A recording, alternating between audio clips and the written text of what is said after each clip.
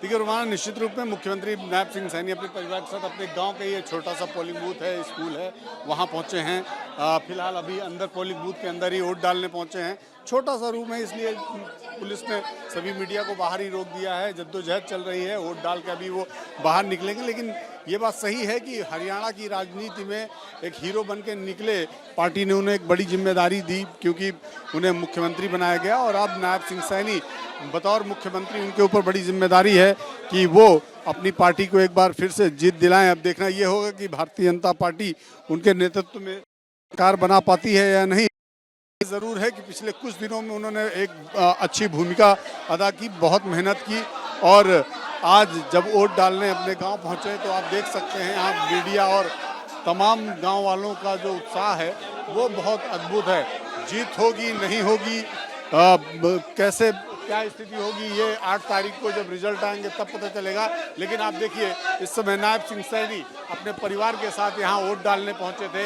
ये उनका पैतृक गांव है और उनका पैतृक गांव जहां पर बड़ी जद्दोजहद चल रही है। सिक्योरिटी और मीडिया के बीच में गुत्थम गुत्था भी चल रहा है कि किसी भी तरह से पोलिंग बूथ से बाहर वो शायद बात करेंगे क्योंकि एक जो चुनाव आयोग के नियम है कि पोलिंग बूथ के अंदर बात नहीं कर सकते हैं कोई भी राजनेता, तो उसी के तहत आप देख सकते हैं कि अभी वो फिलहाल उंगली अपनी दिखाते हुए वोट उन्होंने कास्ट किया है। उनकी पत्नी उनके साथ हैं। वोट कास्ट करने के बाद आप देख सकते हैं नायब सिंह सैनी को वो मीडिया के सामने मुखातिब होते हुए दिखाते हुए। मैं बात करने की कोशिश भी करता हूँ कि नायब सिंह सैनी बोल रहे हैं। लोकतंत्र का पर्व है आज और आपने मतदान किया है। लोकतंत्र का पर्व है, प्रदेशवासियों को 100% मतदान करें इस लोकतंत्र के महापर्व में। मैं ऐसा आग्रह करूंगा। माँ के नवरात्रे भी चल रहे हैं। जिस प्रकार से हम अपने पर्वों को मनाते हैं, ये लोकतंत्र का पर्व भी ये हमें मिलकर के मनाना चाहिए। और मैं आग्रह सभी हरियाणा प्रदेशवासियों से करूंगा कि अपना कहीं पर भी है वोट जरूर पोल करें, 100% मतदान हो। ये लोकतंत्र की खूबसूरती भी है, लोकतंत्र की मजबूती भी है। मेरा हरियाणा प्रदेश के सभी नागरिकों से, क्योंकि राष्ट्र मजबूत हो, प्रदेश मजबूत हो, उसको लेकर के हमने ये विकसित हरियाणा, विकसित भारत, और उसको लेकर के हम अपना वोट पोल करें, मेरा यही आग्रह है। और आने वाले समय के अंदर, क्योंकि लगातार जब मैं प्रचार के लिए जा रहा था पूरे प्रदेश के अंदर घूमा हूँ, हरियाणा प्रदेश का एक मूड स्पष्ट नजर आया है कि तीसरी बार भारतीय जनता पार्टी की सरकार बड़े मार्जिन के साथ बन रही है और 8 तारीख को नई सरकार का गठन हो जाएगा। ये हरियाणा के लोगों ने सर 3 महीने आपका समय मिला काम करने का। 3 महीने आपने अब तो मुख्यमंत्री काम किया, कई घोषणाएं की, योजनाएं शुरू की, तो उन 3 महीनों को आप कैसे देखते हैं और हरियाणा के लोगों पर क्या असर गया होगा? नहीं, देखिए, हमारी सरकार ने पिछले 10 वर्षों में, डबल इंजन की सरकार ने जबरदस्त काम हरियाणा प्रदेश के अंदर किए हैं।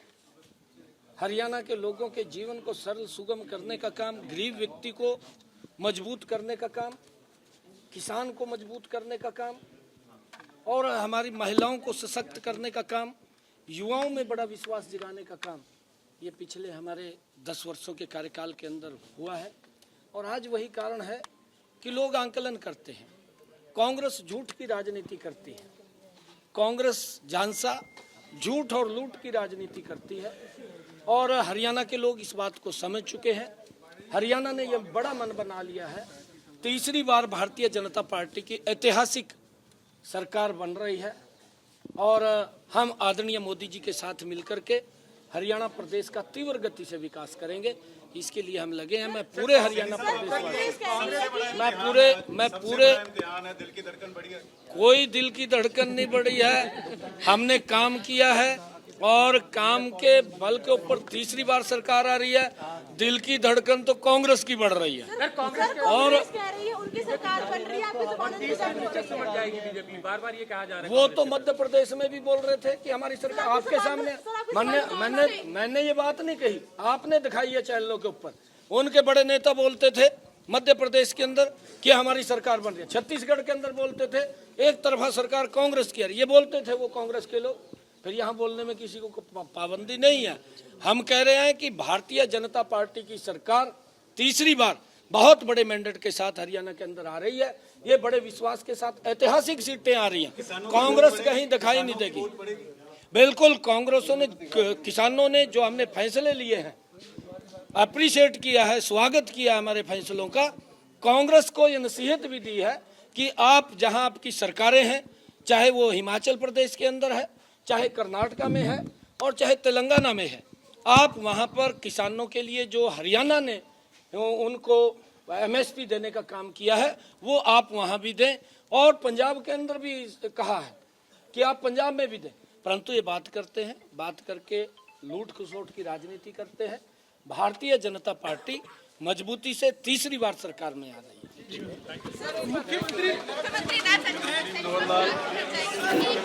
मुख्यमंत्री नायब सिंह सैनी को आप देख सकते हैं कि उन्होंने बड़ा ही दावा किया कि तीसरी बार उनकी सरकार बनेगी और बहुत आश्वस्त नजर आए। उनका साफ मानना है कि तीसरी बार उनकी सरकार बनेगी।